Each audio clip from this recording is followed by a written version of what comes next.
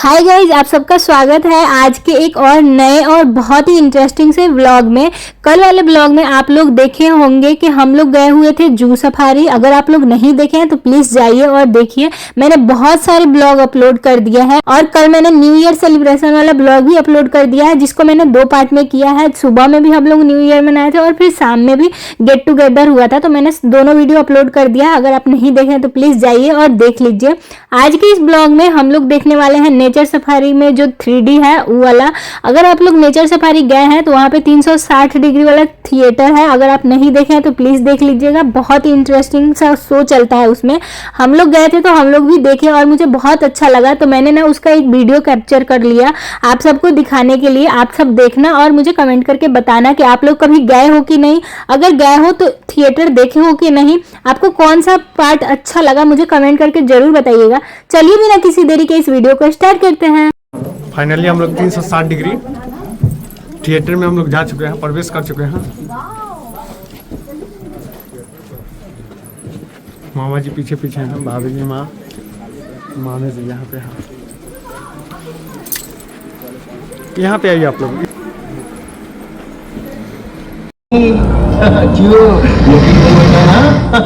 चलिए कोई नहीं, आइए आपको ले चलते हैं एक ऐसी दुनिया में जो आपसे हजारों मील दूर होकर भी आपके अस्तित्व का आधार है।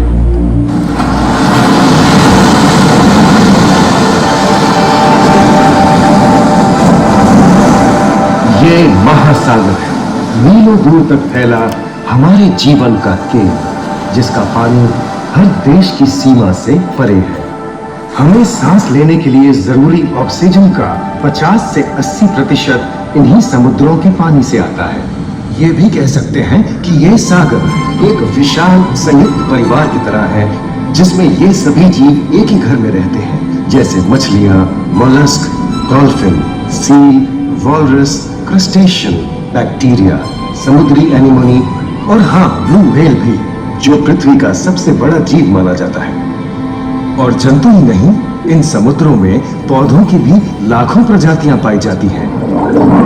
इन विशाल समंदरों का पानी हमारी पृथ्वी का लगभग 3/4 हिस्सा है। इस धरती पर 5 बड़े महासागर हैं: आर्कटिक, अटलांटिक, हिंद, प्रशांत और दक्षिणी महासागर। ये सागर इतने महत्वपूर्ण हैं कि इनका तापमान और लहरें दुनिया के हर हिस्से के मौसम पर असर डालते हैं, चाहे वो मौसम कितना ही खतरनाक क्यों ना हो। हमारी ही तरह पानी के नीचे पनपता हर जीवन सूरज की रोशनी पर निर्भर है। जी हाँ जनाब, सिर्फ ये जंतु, मछलियां, पेड़ पौधे ही नहीं, बल्कि बैक्टीरिया जैसे सूक्ष्म जीव भी सूरज से ऊर्जा पाकर खिलखिला उठते हैं। ये देखो मिस्टर ऊदबिलाव, कितने मजे ले रहा है। देखा इसे, अपने चेहरे की पोजीशन ऐसे बदल रहा है जैसे किसी स्पा में स्टीम ले रहा हो। और वो चली मैडम व्हेल इठलाते हुए संवाद लेने। और ये जोकर मछली यानी क्लाउन फिश, ये तो गाना भी गाती है भाई, बिना किसी सुरताल के। हाँ, ये राग समुद्री जानती है और कोई खतरा महसूस होने पर ये कभी घुर्राती है और कभी चहकती है। क्लाउन फिश है ना। और ये डॉल्फिन हमारे स्मार्टफोन से भी ज्यादा स्मार्ट है। ये अपनी आवाज का इस्तेमाल सोनार की तरह करके एकदम सही दिशा में तैरती और एक दूसरे को संदेश भेजती है। जी हाँ, ईमेल या व्हाट्सएप से भी तेज। मूंगा चट्टानें यानी कोरल रीफ दुनिया की सबसे विविध इकोसिस्टम्स में से है। इन चट्टानों को अक्सर समुद्र के वर्षावन कहा गया है। आई, समुद्र में वर्षा, अजीब बात है ना। अरे दरअसल इनका नाम इनके आसपास बसे इन जीवों की विविधता के कारण पड़ा है। इनमें से कुछ मूंगे गर्म उथले समुद्र में, तो कुछ ठंडी अंधेरी गहराइयों में रहकर हमारे इकोसिस्टम के संतुलन को बनाए रखते हैं। पौधे हमारे इकोसिस्टम का एक बहुत ही महत्वपूर्ण हिस्सा है और पानी में ऑक्सीजन का सबसे बड़ा स्रोत है। इस नीले पानी में मौजूद कई पौधों में से एक बहुत ही महत्वपूर्ण पौधा है फाइटोप्लैंक्टन, जो पूरी दुनिया की ऑक्सीजन की जरूरत का लगभग 50% बनाकर हमारा अस्तित्व बनाए रखता है। इन समुद्रों में पहुंचने वाली सूरज की रोशनी की मात्रा के हिसाब से उन्हें 3 क्षेत्रों या परतों में बांटा गया है। सतह के सबसे नजदीक वाली परत को यूफोटिक जोन या सनलाइट जोन कहा जाता है। जाहिर है कि यहाँ सूरज की सबसे ज्यादा रोशनी पहुंचती है और 90% समुद्री जीवन इसी परत में मौजूद है। अगली गहरी परत को डिस्पोटिक जोन या ट्वाइलाइट जोन कहा जाता है। इस परत तक सूरज की सिर्फ 1% रोशनी पहुंचती है, जो पौधों के जिंदा रहने के लिए काफी नहीं है। तीसरी और सबसे गहरी परत एफोटिक जोन या मिडनाइट जोन है। यहाँ सूरज की रोशनी बिल्कुल नहीं पहुंचती। ये परत पूरी तरह से अंधेरी और ठंडी होती है, बिल्कुल किसी हॉरर मूवी के सीन जैसे। ये कई जगह पर इतनी गहरी होती है कि यहाँ आसानी से माउंट एवरेस्ट जैसे ऊंचे पहाड़ भी समा सकते हैं। और इसकी सबसे गहरी जगह है प्रशांत महासागर में मरियाना ट्रेंच। महाद्वीपीय तटों के साथ लगे उतने समुद्री इलाकों तक पहुंचना आसान है, लेकिन ये समुद्र का सिर्फ 10% है। समुद्र की गहराई जितनी बढ़ती जाती है, उतने ही वहां के हैरत अंगेज जीव जिन तक पहुंचना मुश्किल होता जाता है। ये समुद्री जीव पहले तो अपनी खूबसूरती से आपको झलते हैं और फिर अचानक एक खतरनाक रूप ले लेते हैं, जिनसे बचना मुश्किल ही नहीं, नामुमकिन है। और ये क्या, अचानक ये रोशनी कहां से आई? ओहो, ये तो जेलीफिश का झुंड है, जिनकी रोशनी एकदम डिस्को लाइट की तरह लगती है। वाह, ये हुई ना बात। अब सभी बड़ी छोटी मछलियां इन चमचमाती डिस्को लाइट को देखकर पार्टी करने आई। और फिर यही रोशनी उन्हें बेरहमी से दबोचकर उनका शिकार करके अंधेरे में वापस गायब हो जाएगी। लेकिन सभी शिकारियों को छलावे से लुभाना नहीं पड़ता।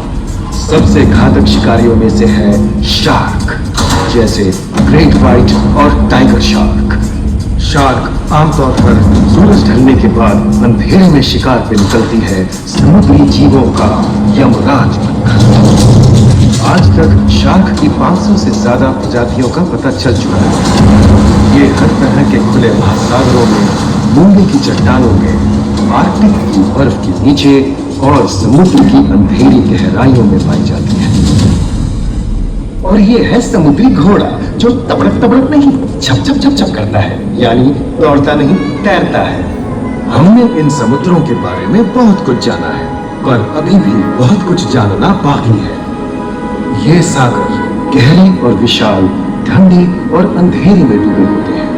इन गहराइयों में पनपने वाली 17,000 से अधिक प्रजातियां मानो किसी कल्पना से कम नहीं है। किसी खूबसूरत एंजल की तरह दिखने वाले जीवों के साथ साथ न जाने और क्या क्या देखने को मिले।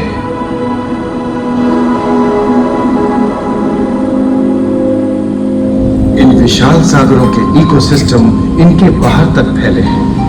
खारे पानी की खाड़ियां, समुद्रों, समुद्र तटों और नमकीन दलदली इलाकों तक। मानव जाति दशकों से प्लास्टिक, जहरीले रसायन, तेल और ऐसी कई चीजों को पानी में बहाकर समुद्रों को नुकसान पहुंचा रही है। कई समुद्री जीवों या मछलियों की दर्दनाक मौत और उनकी इस तड़प का जिम्मेदार हमारी मानव जाति ही है। पिछले कुछ दशकों में वैज्ञानिक पैमाने पर सामने आए खतरों में से एक बड़ा जलवायु परिवर्तन है, जिससे महासागर गर्म हो रहे हैं और ग्रीन हाउस गैसों की अधिकता और ऑक्सीजन की कमी के कारण इन समुद्रों का अम्लीकरण हो रहा है। सागरों के इस तरह गर्म होने से पानी का स्तर बढ़ गया है और बर्फ की चादर पिघल रही है। इस विनाशकारी बदलाव के परिणाम स्वरूप समुद्री जीवन खत्म हो रहा है और पूरे इकोसिस्टम के लिए ऐसे खतरनाक हालात हम ही पैदा कर रहे हैं। हमारी आने वाली पीढ़ी का भविष्य इस बात पर निर्भर करता है कि क्या हम आज अपने निजी जीवन से प्लास्टिक को हटाने जैसा छोटा कदम उठा सकते हैं, या फिर हम बड़े स्तर पर सख्त नियम बनाकर उन्हें लागू करें, जिससे समुद्री संसाधनों का दोहन और प्रदूषण कम हो। याद रखिए, बात हमारे अस्तित्व की है, तो बदलाव की शुरुआत भी हमें ही करनी होगी।